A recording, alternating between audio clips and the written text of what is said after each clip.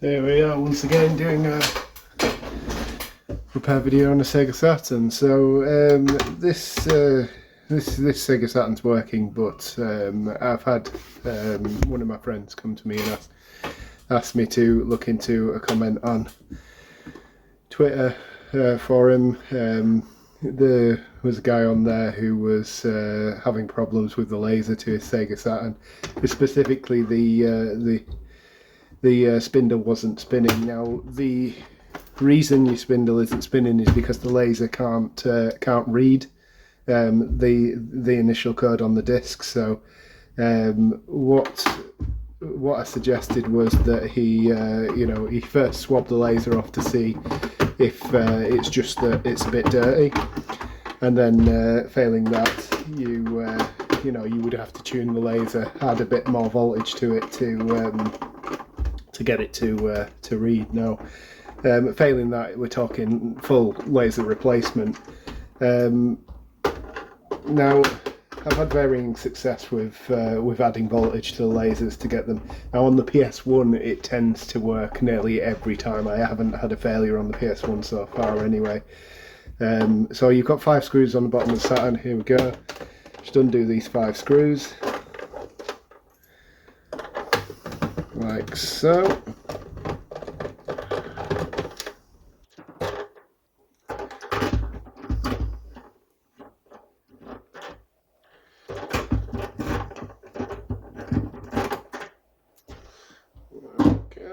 Flip it over.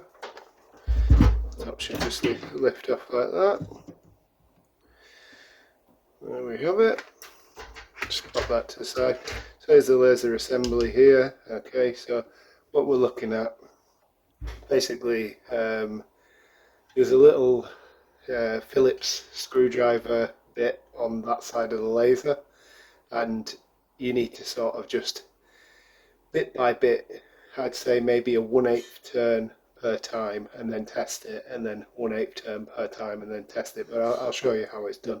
So the easiest way is not to disconnect all the laser assembly and pull it off, but there are 2 little tabs just on either side of this plastic thing at the bottom here and here.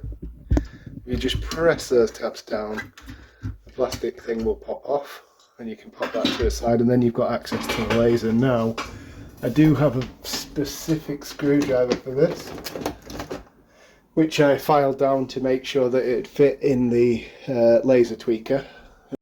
Okay, so you just need a more flatter head on your screwdriver to be able to fit into the tweaker. Now, on the Sega Saturn, it's here.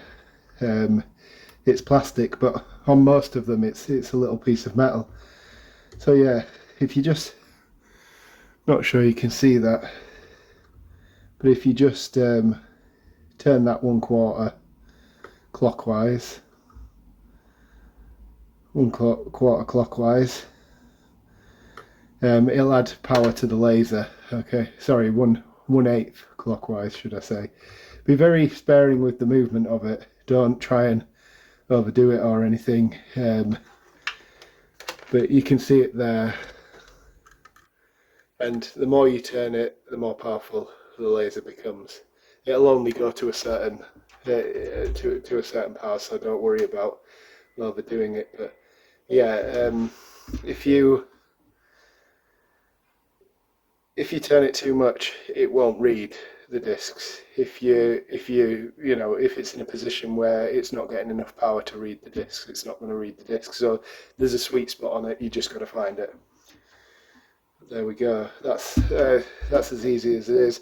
Failing that, you're going to have to replace the laser altogether, which you'll need a replacement laser. But it's quite easy to replace the laser. I've done this before on the channel, I believe. So all you do is, there's a little plastic tab here.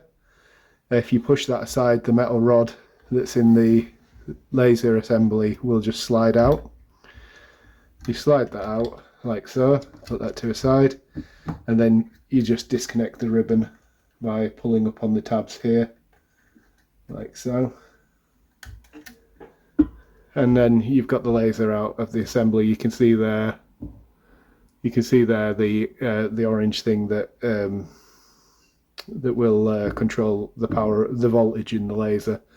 So you just tweak that either way to change it. But I would just tweak it a little bit and then test it. Tweak it a little bit, test it, see if you get anything out of it.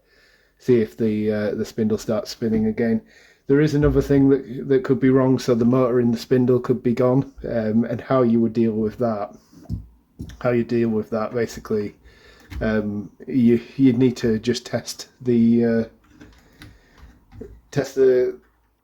resistance through the motor. Now, you do have to disconnect the entire thing for this. It is done, but these two pins here underneath the motor, they would tell you whether the motor is okay or not.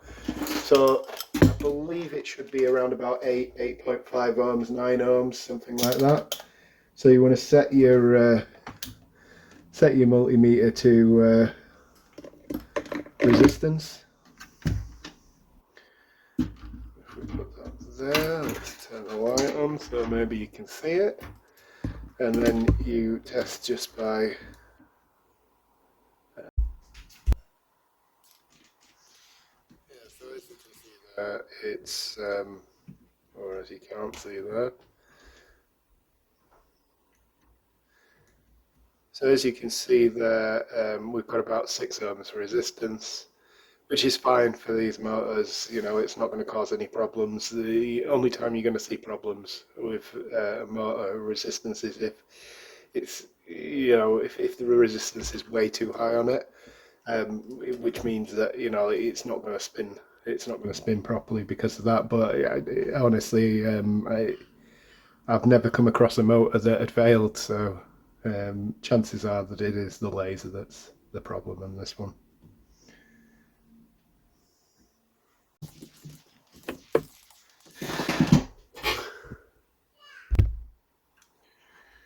Okay, so ribbon cable's back in.